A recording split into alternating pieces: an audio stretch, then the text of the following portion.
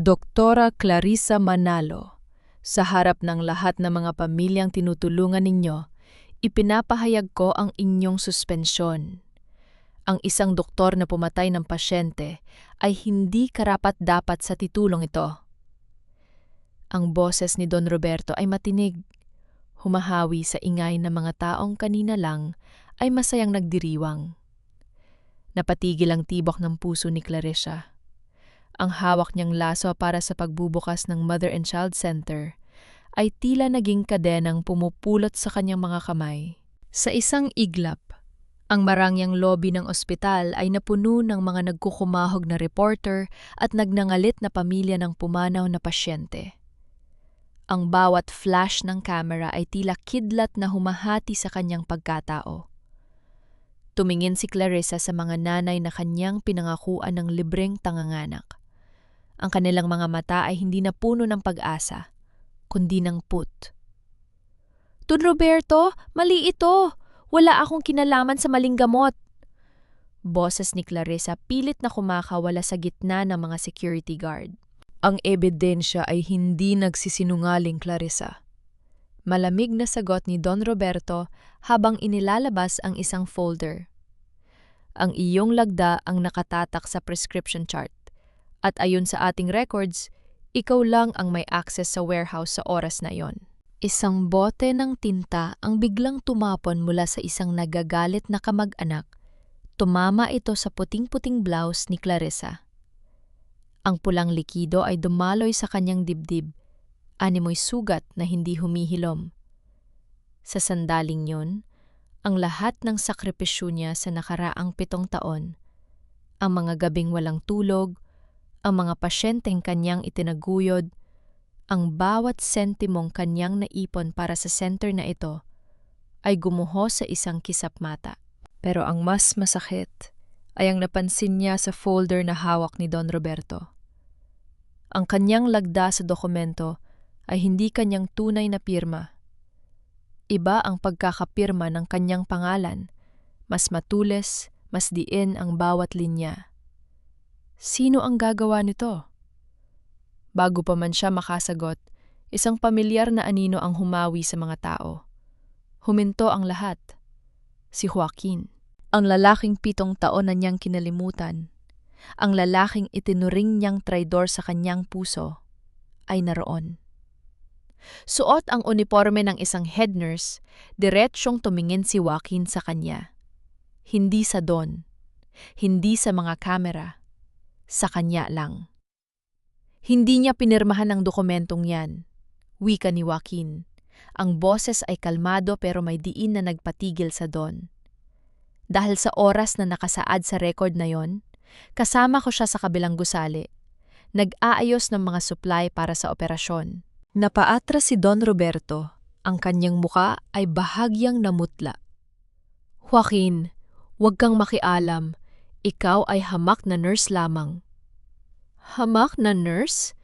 Noumiti si Joaquin nang mapait habang inilabas ang isang maliit na device mula sa kanyang bulsa. "Baka nakalimutan niyo, Don Roberto, na ako ang humahawak ng backup security system ng warehouse na ito. At may kopya ako ng totoong nangyari." Nanlamig si Clarissa. Ang pagkakataong ito ang kanyang magiging daan para linisin ang kanyang pangalan. Pero kasabay nito ang pagbabalik ng lalaking nagdala ng pinakamalaking sakit sa kanyang nakaraan. "Clarissa," tumingin sa kanya si Joaquin. Ang kanyang mga mata ay puno ng pait at pag-asa. "Handa ka na bang malaman ang totoong dahilan kung bakit tayo naghiwalay noon? Dahil ang sagot ay wala rito sa ospital na ito. Nasa mga lihim na pilit nag-ibinabaon." Ang mundo ni Clarissa ay hindi lang gumuho. Ito ay nagbago ng direksyon. Ang suspensyon na sana'y magpapabagsak sa kanya ay naging pintuan patungo sa isang katotohanang mas mapanganib pa sa kaniyang inaasahan. Ang katahimikan sa loob ng administrator's office ay nakakasakal. Matapos ang eksena sa lobby, sa pilitang ipinasok si Clarissa ni Don Roberto sa loob, kasunod si Joaquin na hindi man lang nag-atubiling sumunod. "Joaquin! Lumabas ka!" utos ni Don Roberto. Ang kanyang muka ay namumula sa galit habang nakaharap sa isang monitor. Hindi natinan si Joaquin. Nakatayo siya sa tabi ni Clarissa. Ang presensya niya ay tila isang pader na humaharang sa anumang banta. Hindi ako aalis, Don Roberto. Ako ang testigo sa kanyang schedule at ako rin ang may hawak ng ebidensyang kailangan para hindi mabali ang katarungan dito. Tumingin si Clarissa kay Joaquin. Ang bawat detalye ng mukha nito, ang pilat sa kanyang kilay, ang malalim na titig, ay nagbabalik ng mga alaala na pilit niyang binura. 7 taon na ang nakalilipas mula nang pagbintangan niya itong nakikipag-ugnayan sa kanyang matalik na kaibigan na si Elena. 7 taon ng galit hanggang sa maging manhid ang kanyang damdamin. Clarissa, makinig ka! Mahinang bulong ni Joaquin nang hindi tumitingin sa kanya. Hindi aksidente ang nangyari sa pasyente. May pinalitan silang gamot sa supply cabinet. Hindi ka nila kinasuhan dahil sa pagkakamali mo. Kinasuhan ka nila para alisin ka sa posisyon mo bilang board member ng ospital na ito. Bakit mo ginagawa ito, Joaquin? Sagot ni Clarissa. Ang kanyang boses ay pilit na pinapatatag kahit nanginginig ang kanyang mga kamay. Pagkatapos ng lahat ng nangyari sa atin? Pagkatapos mo akong ipagpalit kay Elena? Natigilan si Joaquin. Tumingin siya kay Clarissa at sa unang pagkakataon, nakita ng dalaga ang isang emosyong hindi niya inaasahan. Pagsisisi. Hinding-hindi kita ipinagpalit, Clarissa. Maling-mali ang pagkakaintindi mo sa lahat. Pero hindi yan ang mahalaga ngayon. Ang mahalaga ay ang buhay mo at ang hustisya para sa pasyenteng yon. Biglang bumukas ang pinto. Pumasok si Elena, ang babaeng itinuturing niyang kapatid noon. Ngayon ay kasama na ni Don Roberto bilang Chief of Staff. Ang kanyang mga mata ay umiiwas sa tingin ni Clarissa. Clarissa? Wika ni Elena, pilit ang ngiti. Ipinag-utos ni Don Roberto ang pag-audit sa lahat ng files mo. I-turn over mo na ang iyong mga gamit at mag-leave ka muna. Para na rin ito sa reputation ng center. Reputation o pagtatakit ng kriken, Elena? Matalim na tanong ni Clarissa. Tumingin si Elena kay Don Roberto, halatang takot. Wala akong alam sa sinasabi mo. Sa sandaling yon, naramdaman ni Clarissa ang bigat ng katotohanan. Si Elena ay hindi lang basta kasama sa trabaho. Siya ay sulod-sunuran. At ang suspensyon na ito ay unang hakbang lamang para tuluyan siyang mapaalis sa ospital na itinayo ng kanyang ina. Hindi ako aalis, deklara ni Clarissa. Ang kaniyang boses ay naging matigas. Suspindido man ako, hindi ibig sabihin nito ay wala na akong karapatan sa ospital na ito. Don Roberto, kung totoo na may ebidensya laban sa akin, ipakita niyo sa pulis. Pero kung wala, maghahanda ako ng sarili kong investigasyon. Pagkalabas ng opisina, ramdam ni Clarissa ang bawat tingin ng mga nurses at staff na dati niyang pinamunuan. Ang kanyang mga gamit sa mesa ay nakakahon na, inayos ni Elena nang hindi man lang siya tinatanong. Habang naglalakad siya patungo sa exit, hinabol siya ni Joaquin. Hinawakan nito ang kanyang braso, ngunit agad na bumitaw nang makita ang gulat sa mga mata ni Clarissa. Clarissa, huwag kang magtitiwala kahit kanino. Bilin ni Joaquin, may nagmamanipula sa system mula sa loob at ang taong nagtraidor sa atin noon, nasa paligid lang natin. Pagdating ni Clarissa sa kanyang kotse, nanginginig niyang binuksan ang kanyang bag. Doon, may isang sobreng nakasuksok. Nang buksan niya ito, isang litrato ng kanyang ina ang bumungad sa kanya, na may nakasulat na dugo sa likod. Ang susunod na mamamatay ay ang anak na naghahanap ng katotohanan. Hindi lang pala ito tungkol sa trabaho. Ang buhay niya ay nasa panganib na, at ang tanging tao na maaari magligtas sa kanya ay ang lalaking kanyang kinamumuhian sa loob ng 7 taon. Nang inginig ang mga kamay ni Clarissa habang nakatingin sa larawan ng kanyang ina. Ang pulang marka sa likod nito ay tila isang sumpa. Hindi na lang ito tungkol sa karera. Ito ay isang babala. Pilit niyang pinapakalma ang kanyang paghinga habang nakaupo sa loob ng kanyang sasakyan sa madilim na sulok ng parking lot ng ospital. Hindi siya pwedeng magpadala sa takot. Kung susuko siya ngayon, matatagumpayan ng kung sino mang may pakana nito ang kanilang layunin. Maya-maya, may kumatok sa bintana ng kanyang kotse. Napatalon si Clarissa sa gulat, ngunit nang makita si Joaquin, unti-unting kumalma ang kanyang dibdib. Binuksan niya ang pinto. "Huwag kang maglalagi rito," seryosong sabi ni Joaquin. "Alam nilang hindi ka agad uuwi. May mga mata ang Don sa bawat sulok ng parking lot na ito." "Joaquin, bakit ka ba nakikialam?" tanong ni Clarissa. Ang kanyang mga mata ay nanunuri. "Kung totoo na may alam ka, bakit na yun lang? 7 taon kang nawala. Bakit na yon, sa oras na gumuho ang lahat para sa akin, bigla kang sumulpot?" Tumingin si Joaquin sa malayo, sa gusali ng ospital na tila isang dambuhalang bumabantay sa kanila. "Dahil 7 taon din ako nag-ipon ng lakas. Hindi ako nawala, Clarissa. Naghanap ako ng ebidensya laban sa mga taong naghiwalay sa atin. Akala mo ba naniwala ako na Elena ang mahal ko? Naniwala ako na kung lalayo ako, mas magiging ligtas ka."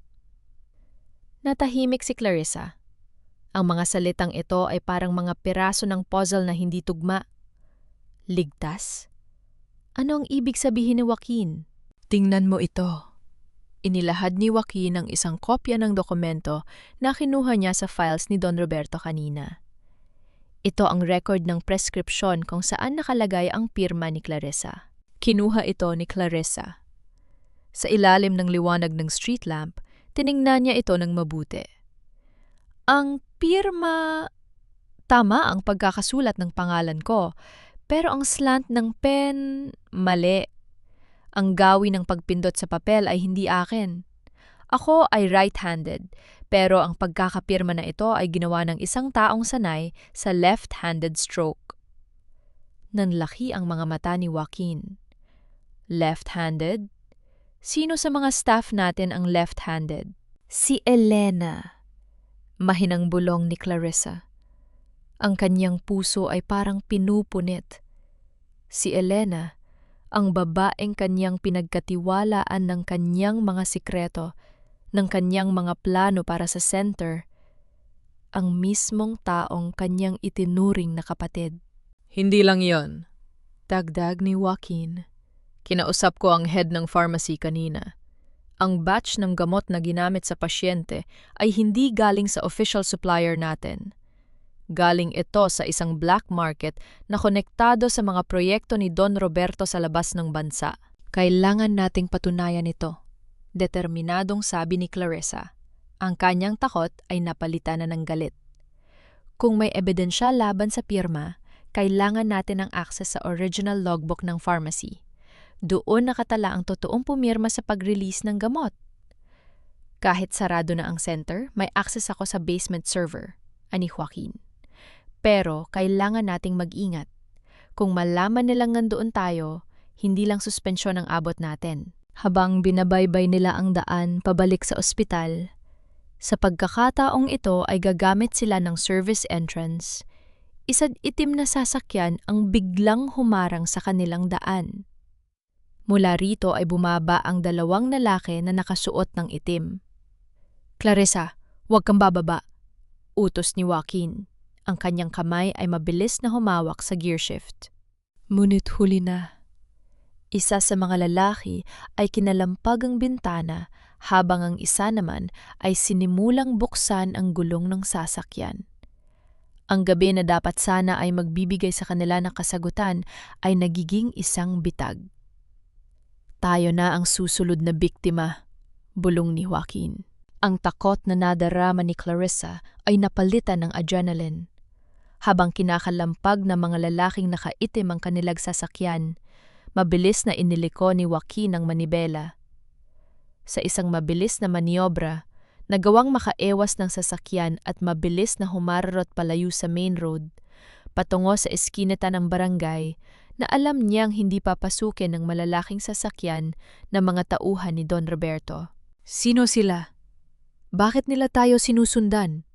Nanginginig na tanong ni Clarissa habang nakatingin sa side mirror. Mga tauhan ng Don, mukhang alam nilang hindi tayo basta susuko. Sagot ni Joaquin, ang kanyang muka ay seryoso habang binabagtas ang madidilim na kalsada. Hindi tayo pwedeng bumalik sa ospital ngayon. Hindi ligtas.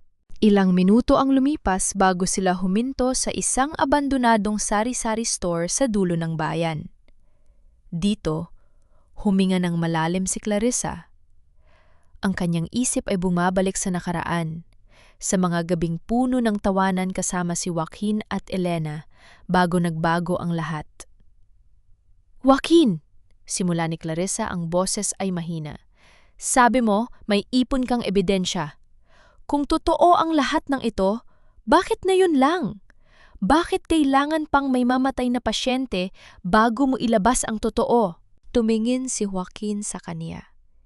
Inilabas nito ang isang luma at medyo lukot na sobre mula sa kanyang bulsa. Dahil ito ang ebidensyang hindi ko magawang ibigay noon. Ito ang dahilan kung bakit kinailangan kong lumayo. Iniabot niya ang sobre kay Clarissa. Dahan-dahan itong binuksan ng dalaga. Isang sulat. Ang kanyang sariling sulat na kanyang isinulat 7 taon na ang nakalilipas. Isang liham ng pag-ibig at pangako na dapat sana ay ibinigay niya kay Joaquin bago ang gabing maghiwalay sila. Sinulatan kita noon? Bakit nasa iyo ito? Naguguluhang tanong ni Clarissa. Hindi mo ito naibigay sa akin, paliwanag ni Joaquin. Si Elena ang kumuha nito sa locker ko. Binago niya ang nilalaman nito. Nilagyan niya ng mga salitang nang iinsulto sa pagkatao ko at sinabing hindi mo ako mahal at ginamit mo lang ako para sa iyong karera. Ang liham na hawak mo ngayon, iyan ang orihinal na sulat na nakuha ko matapos kong pasukin ang opisina niya noong gabing aalis na ako. Nanlaki ang mga mata ni Clarissa. Ang lahat ng galit niya sa nakaraang 7 taon ay parang naglaho, napalitan ng matinding panghihinayang. Kaya ka lumayo? Akala mo ayaw na kita? Mahal kita, Clarissa. Kahit nung mga panahong akala ko ay binaliwala mo ako, pero nalaman ko na si Don Roberto ang nag-utos kay Elena na gawin yon. Dahil alam nilang kapag nagkatuluyan tayo, hindi mo tatanggapin ang pagmamanipula nila sa ospital. Pinag-away nila tayo para maging mahina ka. Ang bawat salita ni Joaquin ay parang sampal sa kanyang pagkatao. Ang kanyang tiwala kay Elena ay naging mitsa ng kanyang sariling pagbagsak. Ngunit hindi lang yon ang masakit. Ang liham na kanyang hawak ay patunay na ang lahat ng kanyang pinaniniwalaan ay isang malaking kasinungalingan na binuo ng taong kanyang itinuring na pamilya. Ginamit nilang utang na loob ni Elena sa kanila. Dagdag ni Joaquin, ang pamilya ni Elena ay tinulungan ng Don noon at kapalit nito ay ang pagsisilbi sa kanya habang buhay. Si Elena ay biktima rin, Clarissa. Pero ang mga krimen na ginawa niya sa'yo, hindi na natin pwedeng palampasin. Sa sandaling yon, naintindihan ni Clarissa ang lahat. Ang pagiging sunod-sunura ni Elena, ang mga peking pirma, ang mga kasinungalingan. Hindi na siya isang biktima na naghihintay ng tulong. Siya ay isang babaeng may sapat na dahilan para bumawi. Hindi na ako babalik bilang biktima, determinadong sabi ni Clarissa. Ang kanyang mga mata ay may bagong ningas. Kung gusto ni Don Roberto ng laban, ibibigay ko sa kanya. Hindi lang dahil sa posisyon ko, kundi para sa mga taong kanyang niloko. Tumingin si Joaquin sa kanya. May bahid ng paghanga. Ano ang plano mo? Balikan natin ang ospital. Hindi sa pamamagitan ng pinto, kundi sa parang hindi nila inaasahan. Ang mga ilaw sa loob ng administrator's office ay nananatiling nakasinde kahit lampas hating gabi na. Alam ni Clarissa na hindi natutulog si Don Roberto hanggat hindi niya sinisiguro na kontrolado ang lahat. Sigurado ka ba rito, Clarissa? Tanong ni Joaquin habang pinagmamasdan nila ang gusali mula sa dilim ng hardin sa likod ng ospital. Dito nagsimula ang lahat ng kasinungalingan, Joaquin. Dito rin dapat magtapos, sagot ni Clarissa.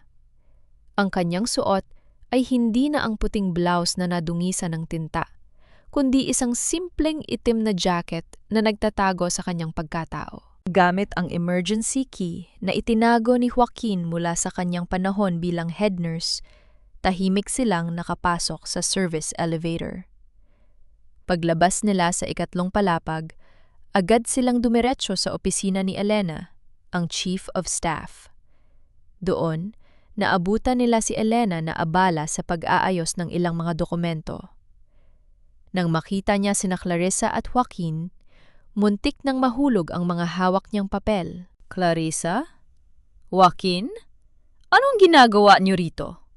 Nanginginig ang kanyang boses. Bawal kayo rito! Tatawag ako ng security. Ituloy mo, Elena. Kalmadong wika ni Clarissa habang dahan-dahang lumalapit. Pero pagdating nila, kailangan mong ipaliwanag kung bakit ang pirma ko sa mga prescription records ay kamuha ng paraan ng pagsulat mo. Nanigas si Elena. Umiwas siya ng tingin, ngunit bakas ang takot sa kanyang mukha. Wala akong alam. Inutusan lang ako ni Don Roberto. Utos o takot? Tanong ni Joaquin. Ang boses ay seryoso. Alam namin ang tungkol sa pamilya mo, Elena. Alam namin kung paano ka ginagamit ni Don Roberto dahil sa utang na loob na hindi mo kailanman mababayaran. Pero alam mo ba kung ano ang pinakamasakit? Ang tinuring mong pamilya, siya ring nagtulak sa'yo na sirain ng kaibigan mo. Hindi niyo naiintindihan! Sigaw ni Elena. Ang kanyang luha ay nagsimula ng pumatak. Kung hindi ko gagawin ang gusto niya, mawawala ang lahat sa amin. Ang ospital na ito, ang bahay namin, ang buhay ng nanay ko na ginagamot nila rito, lahat yon ay kontrolado niya. Elena, hindi ka nag-iisa. Lumambot ang boses ni Clarissa. Inabot niya ang kamay ng kanyang dating kaibigan. Kung magtutulungan tayo, hindi na kailangang matakot. Ibigay mo sa amin ang original na logbook ng pharmacy. Yan ang ebidensyang magpapabagsak sa kanya. Pagkatapos, ako na ang bahala sa seguridad mo at ng pamilya mo. Nag-alangan si Elena. Tumingin siya sa pinto, tila takot na may biglang pumasok. Ngunit, nang makita niya ang determinasyon sa mga mata ni Clarissa, unti-unting humina ang kanyang tindig. Nasa loob ng vault niya ang logbook, bulong ni Elena. Kailangan niyo ng digital access card na hawak niya. Hindi niyo ito makukuha nang hindi siya nalalaman. Hindi namin kailangan ng card niya kung alam natin kung nasaan ang main server, sagot ni Joaquin. Biglang bumukas ang pinto. Hindi security ang pumasok, kundi si Don Roberto mismo. Nakangiti ito, isang niting mapanghusga at puno ng kapangyarihan. Ang galing niyo naman, ani Don Roberto habang pumapalakpak ng mabagal. Akala niyo ba ay hindi ko alam na babalik kayo? Clarissa, napakawalang hangang doktor mo, pero napakabobo pagdating sa politika. Don Roberto, mariing tawag ni Clarissa, hindi natitinag. Tapos na ang laro. Alam namin ang tungkol sa black market na gamot. Alam namin ang tungkol sa peking pirma. Hindi mo na kami mapipigilan. Talaga ba? Lumapit si Don Roberto. Ang kanyang mga mata ay nanlilisik. Sa tingin niyo ba, ang salita ng isang suspindidong doktor at isang hamak na nurse ay paniniwalaan ng mga tao? Elena, tawagan mo ang mga guard. Ngayon na. Ngunit sa halip na tumawag, tiningnan ni Elena si Clarissa. Isang tahimik na desisyon ang nabuo sa kanyang isipan. Tumingin siya kay Don Roberto at sinabing, "Ayoko na, Don. Hindi na ako susunod." Ang tensyon sa silid ay umabot sa sukdulan. Ang kapalaran nila ay nakasalalay sa isang pagpili, ang sumuko sa kapangyarihan o ang lumaban para sa katotohanan. Ang hangin sa loob ng opisina ay tila tumigil sa pag-ikot. Ang ngiti ni Don Roberto ay napalitan ng isang mapanganib na titig nang harangin ni Elena ang pinto. "Elena, alam mo ba ang sinasabi mo?" Malamig na tanong ng Don. Ang kanyang mga mata ay tila 2 punyal na nakatutok sa dalaga. "Ang buong kinabukasan mo ay nakasalalay sa isang desisyon. Huwag mong itapon ang lahat para sa 2 taong wala namang maibibigay sa'yo." "Higit pa sa pera at posisyon ang nawala sa akin, Don," sagot ni Elena. Ang boses ay nanginginig, ngunit may diin. "Nawala ang dangal ko. At ngayong gabi, bawiin ko ang natitira sa akin." Mabilis na pinindot ni Joaquin ang kanyang device na nakakonect sa main server ng ospital. "Don Roberto, hindi na lang kami ang nakikinig. Ang lahat ng pag-amin mo at ang mga utos mo kay Elena ay direktang na-stream sa official social media page ng ospital. Kasalukuyan na itong pinapanood ng libu-libong tao." Namutla si Don Roberto. Agad niyang kinuha ang kanyang telpon at nakita ang live feed ng kanyang sariling boses na umaalingaw-ngaw sa buong silid, ang pag-amin niya sa paggamit ng pekeng gamot at ang pag-utos niya na iligpit ang anumang ebidensya. "Patayin niyo ang server!" sigaw ng Don sa mga security guard na kararating lang sa labas ng pinto. Ngunit huli na. Ang mga tauhan na nakarinig sa live broadcast ay tila nag-aalangan na kumilos. Ang mga doktor at nurses na dahan-dahang lumalapit sa opisina ay nakikinig na rin sa katotohanan. Ang public, hiya na minsan ay ginamit laban kay Clarissa, ay bumalik na parang boomerang sa mismong taong nagpakana nito. "Hindi na matatago ang katotohanan, Don," wika ni Clarissa. Ang kanyang tindig ay matapang. "Ang bawat pasyenteng naging biktima ng iyong kasakiman ay may boses na ngayon. Ang bawat gamot na ipinagpalit mo sa pera ay magiging patunay ng iyong krimen." Tumakbo si Don Roberto patungo sa kanyang vault. Sinusubukang kunin ang mga pisikal na dokumento bago pa man dumating ang mga awtoridad. Ngunit mabilis si Joaquin. Sa isang mabilis na kilos, naharang niya ang Don at nagkaroon ng maikling pagtatalo. "Wala kang alam sa hirap na dinanas ko para itayo ito," sigaw ni Don Roberto habang nakikipagbuno.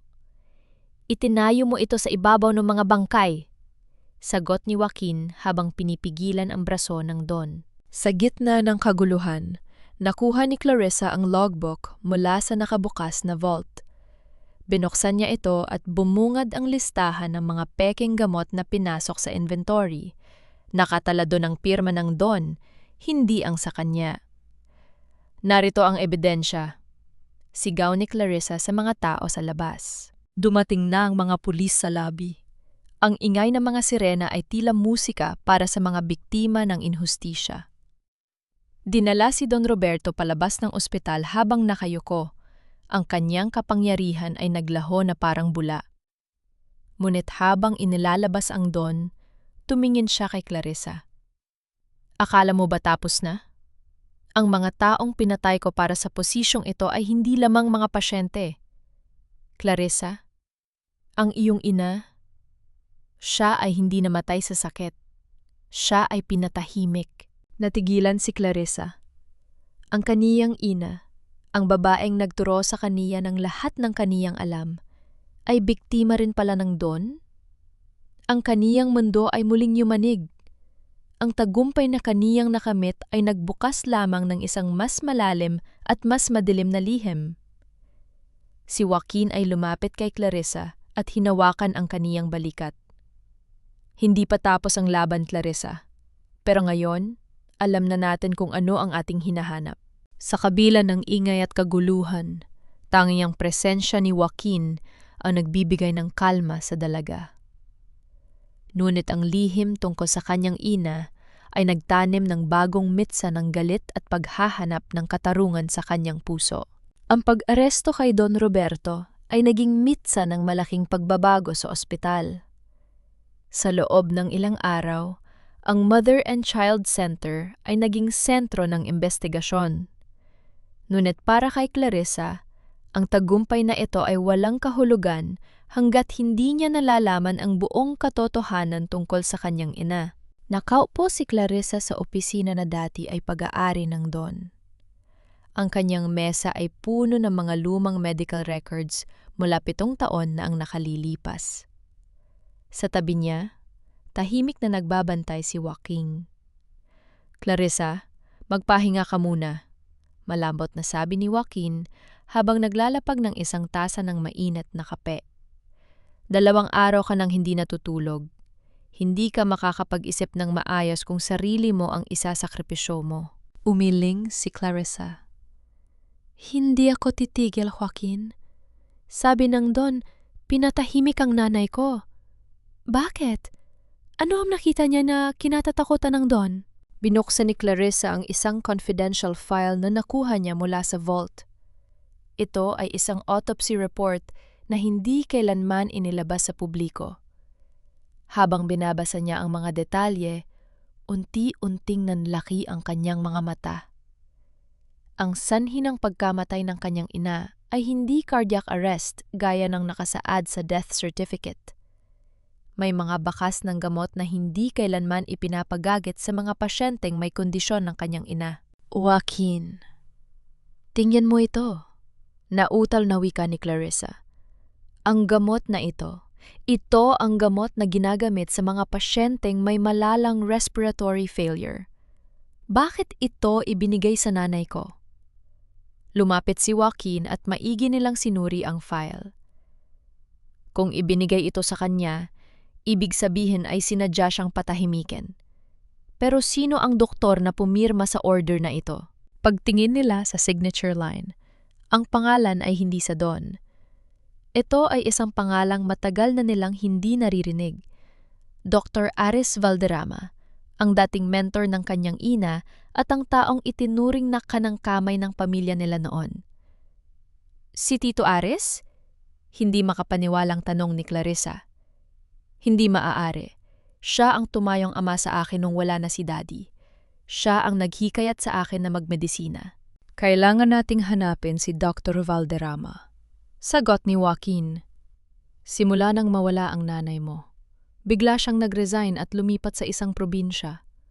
Walang nakakaalam kung nasaan siya ngayon."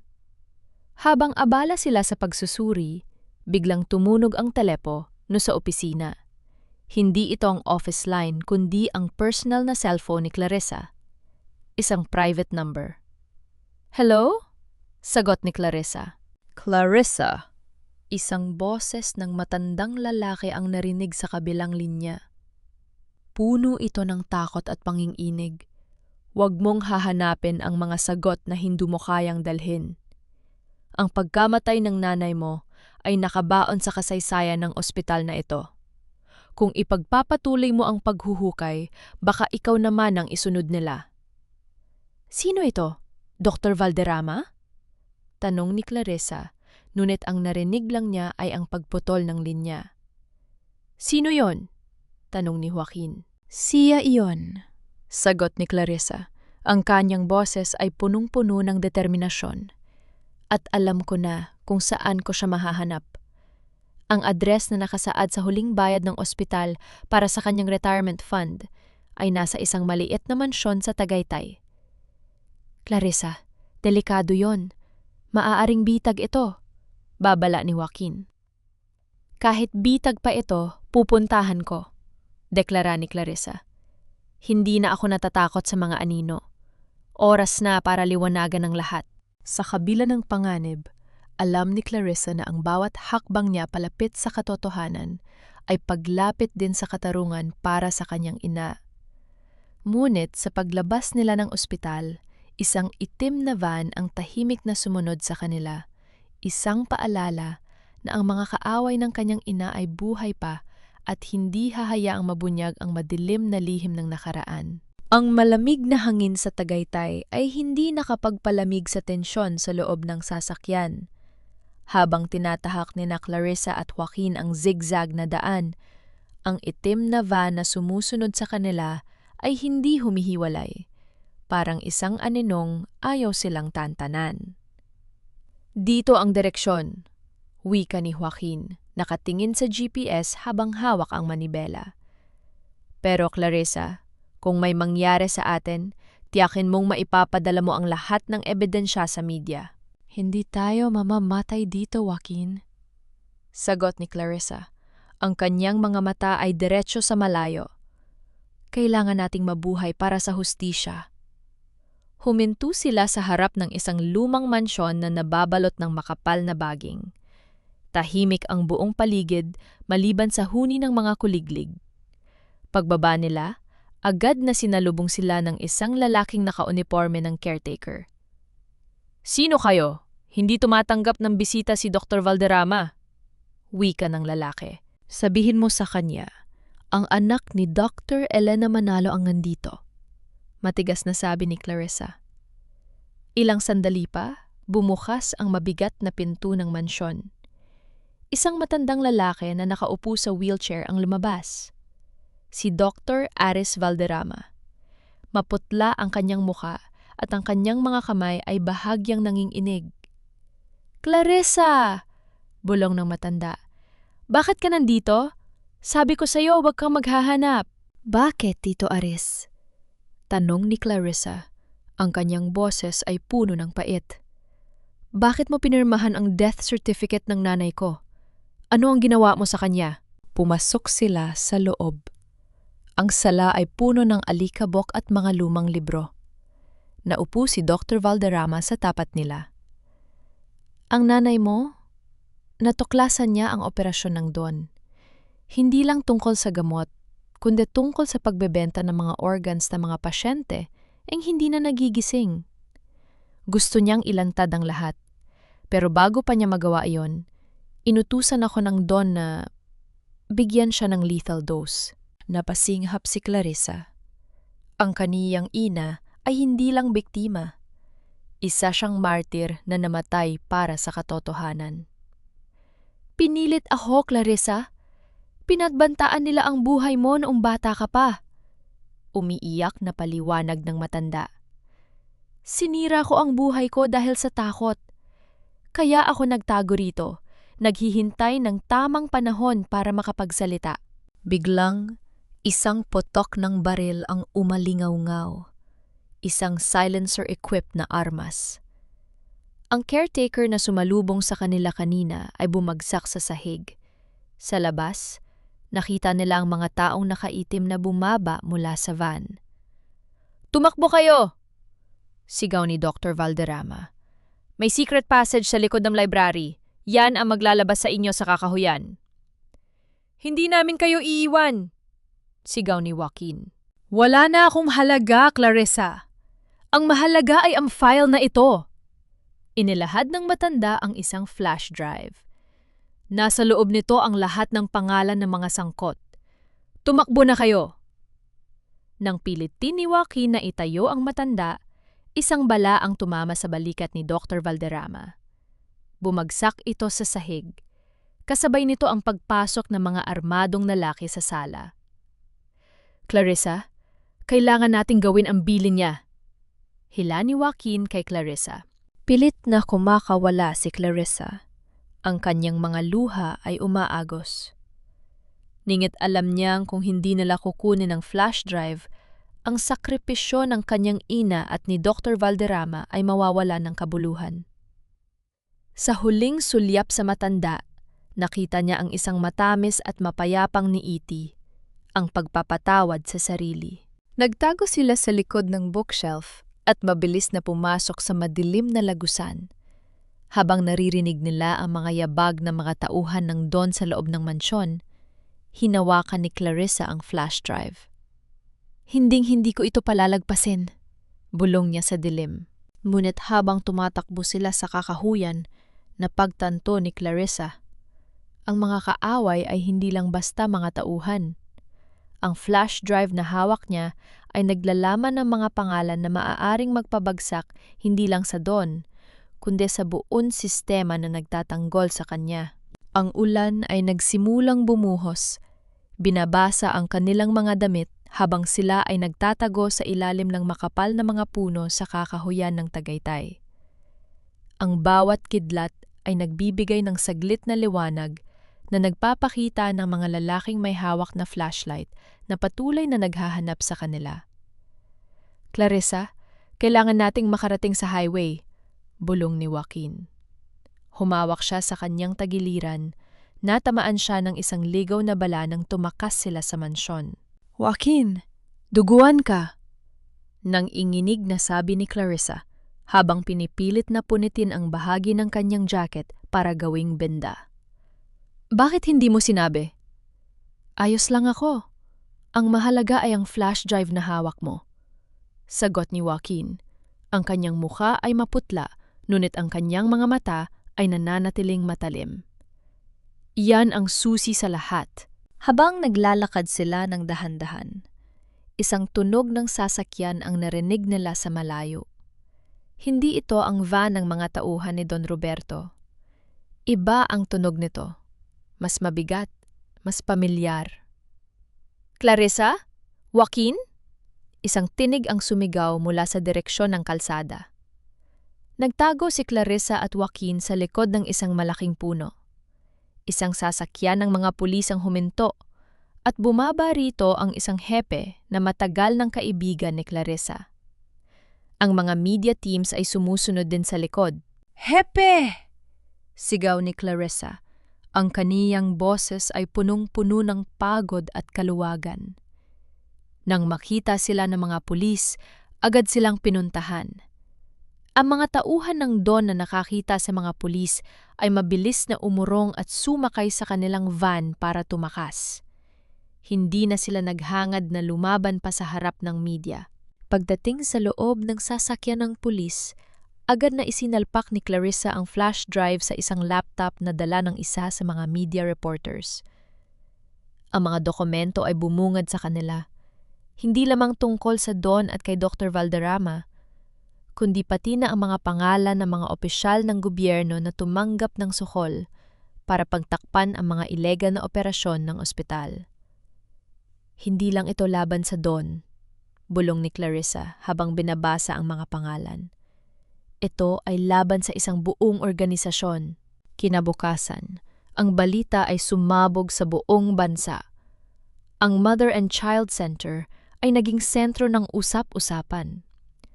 Ang lahat ng mga ebidensya ay sapat na para sa isang malawakang pag-aresto. Ang mga taong nagtatago sa likod ng kapangyarihan ay isa-isang nilalantad. Nutin sa gitna ng tagumpay, nakatanggap si Clarissa ng tawag mula sa ospital. "Doktora, kailangan niyo pong pumunta rito. Si Elena may gustong sabihin." Pagdating ni Clarissa sa ospital, nakita niya si Elena sa loob ng interrogation room, nakayuko at tila wala ng pag-asa. "Clarissa!" wika ni Elena nang hindi siya tinitingnan. "Nagsalita na ako sa mga pulis. Ibinigay ko na ang lahat ng passwords at access codes. Hindi ko na kaya ang konsensya ko. Alam ko na hindi mo ako mapapatawad. Pero gusto ko lang malaman mo, sa simula, tinuring talaga kitang tunay na kapatid." Tumingin si Clarissa kay Elena. Ang kaniyang puso ay nakaramdam ng lungkot. "Elena, ang pagpapatawad ay hindi ibig sabihin na kalilimutan ko ang lahat. Pero salamat dahil sa huli, pinili mo pa ring gawin ang tama." Paglabas ni Clarissa sa kwarto, nakita niya si Joaquin na naghihintay sa labas. Nakabenda na ang kanyang sugat at ang kanyang mukha ay tila nakahinga na ng maluwag. "Tapos na, Clarissa. Ang mga taong dapat managot, mananagot na," ani Joaquin. Ngunit tiningnan ni Clarissa ang malaking gusali ng ospital. Ang mga pasyenteng naroon, ang mga doktor na nakatingin sa kanya na may halong paghanga at kaba. "Hindi pa tapos, Joaquin. Kailangan nating ayusin ang ospital. Kailangan nating ibalik ang tiwala ng mga tao. Yan ang huling misyon ni Nanay." Sa sandaling yon, ang kanilang pagtinginan ay hindi na tungkol sa nakaraan, kundi tungkol sa hinaharap na sabay nilang bubuuin. Ang mga buwan ay mabilis na lumipas. Ang ospital, na dati ay nababalot ng kadiliman at korupsyon, ay nagsimula ng magbago. Sa ilalim ng pamumuno ni Clarissa, ang Mother and Child Center ay naging tunay na kanlungan ng mga mahihirap, gaya ng pangarap ng kanyang ina. Ngunit ang huling yugto ng kanilang laban ay nagaganap sa loob ng korte.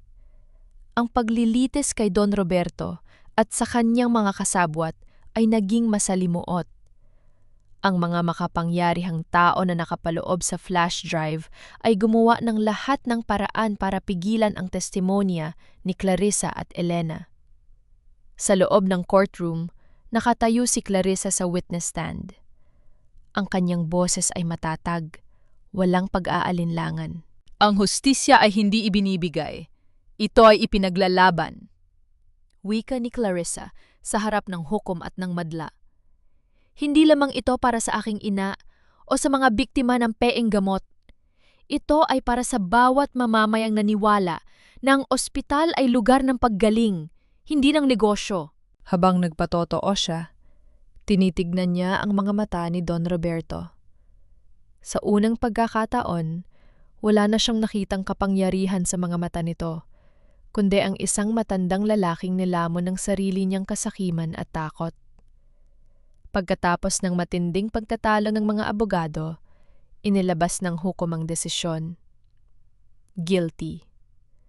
Ang bawat isa sa mga sangkot ay hinatulan ng habambuhay na pagkabilanggo.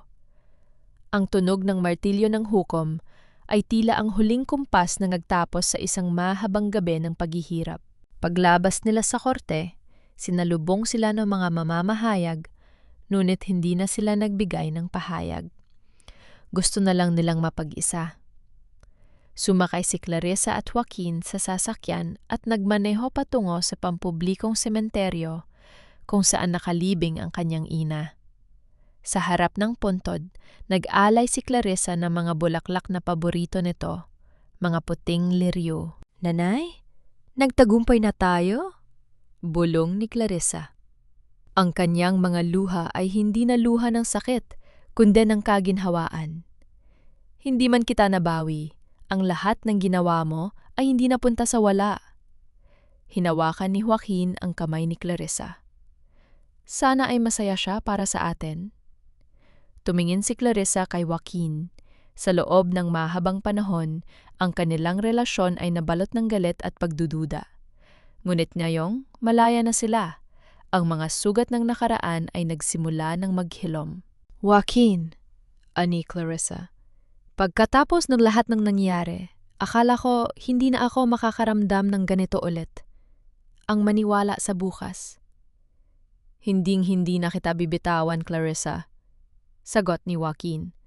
"Sa mga susunod na araw, sa mga susunod na taon, nandito lang ako, bilang partner mo, bilang kasama mo sa ospital, at bilang lalaking nagmamahal sa iyo." Sa harap ng puntod ng kanyang ina, sa gitna ng katahimikan ng hapon, hinalikan ni Joaquin ang noni Clarissa. Ang biyayang ito ay hindi isang masayang wakas lamang, kundi ang simula ng isang bagong buhay. Ngunit bago sila umalis, isang mensahe ang pumasok sa cellphone ni Clarissa. Mula kay Elena, na kasalukuyang nasa rehabilitasyon. "Salamat, Clarissa. Dahil sa'yo nakita ko ang liwanag. Hindi man tayo magkita ulit, tandaan mo, palagi kitang ipagdarasal." Ingumiti si Clarissa. Ang lahat ay natapos na sa tamang paraan. Ang mga biktima ay nakamit ang katarungan, ang mga salarin ay nagbabayad, at ang dalawang pusong nagkahiwalay ay nagtagpo na muli. Habang naglalakad sila palabas ng sementeryo, ang sikat ng araw ay tumama sa kanilang mga mukha. Isang tanda na kahit gaano kahaba ang gabi, ang umaga ay laging darating.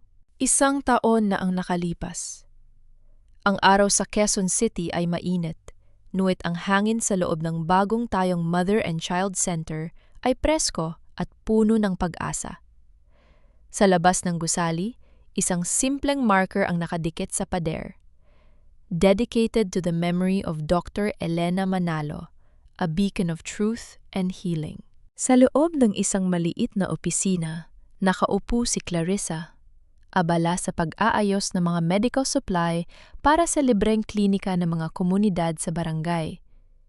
Hindi na siya ang Clarissa na balot ng pait at pagdududa. Ang kanyang mukha ngayon ay may bagong ningning, isang kapayapaan na tanging ang pagtanggap sa nakaraan lamang ang makapagbibigay. Bumukas ang pinto at pumasok si Joaquin. Wala na ang uniforme ng isang head nurse na tila nagtatago ng kanyang pagkatao. Ngayon, siya ay nakasuot ng simpleng scrub suit, bit-bit ang 2 tasa ng mainit na tsokolate. "Masyado ka na namang nagtatrabaho, doktora," biro ni Joaquin habang lumalapit at inilalagay ang kape sa mesa. Nuumiti si Clarissa at huminto sa pagsusulat. "Hindi ito trabaho, Joaquin. Ito ang misyon natin."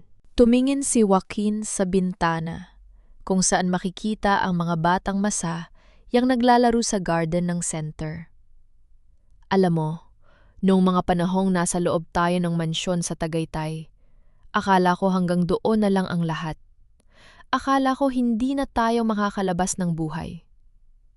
Pero nakalabas tayo, sagot ni Clarissa. Dahil hindi tayo sumuko.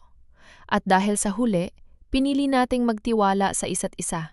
Tumayo si Joaquin at lumapit kay Clarissa. Dahan-dahan niyang hinawakan ang kamay ng dalaga. Sabi nila, ang buhay ay parang operasyon. Minsan kailangang buksan ang sugat para tuluyang maghilom. Ang sa atin, ang tagal bago naghilom, pero sulit ang bawat sakit. "Hindi na tayo babalik sa dati, di ba?" tanong ni Clarissa. Ang kanyang boses ay punong-puno ng pag-asa. "Hinding-hindi na," pangako ni Joaquin. Sa sandaling yon, ang kanilang mundo ay hindi na nakakulong sa mga dingding ng ospital o sa mga anino ng kasaysayan. Sila ay malaya na. Habang naglalakad sila palabas ng gusali para sa kanilang huling round ng mga pasyente, nakita nila ang isang pamilya, isang nanay nakakapanganak lang at ang kanyang sanggol na masayang lumalabas ng center. Ang sanggol ay malusog. Ang nanay ay punong-puno ng pasasalamat. "Salamat, doktora! Salamat po!" sigaw ng nanay habang nag-aabang ng jeepney. Kumaway si Clarissa at Joaquin. Sa puntong yon, alam nila ang sagot, ang kanilang sakripisyo, ang sakit na dinanas, at ang mahabang laban para sa katarungan ay nagbunga ng mga buhay na nailigtas. Hindi man perpekto ang mundo, alam nilang sa bawat pagsubok may pagkakataong bumangon. At hangat magkasama sila, ang bukas ay hindi na lamang isang panaginip. Ito ay isang pangako na araw-araw nilang tutuparin. Sa ilalim ng maliwanag na araw ng Maynila, ang kanilang mga kamay ay magkahawak, humahakbang patungo sa isang kinabukasan na sila mismo ang humubog. Ang kwento ng pait ay tapos na, at ang kabanata ng pag-ibig at paghilom ay nagsisimula pa lamang.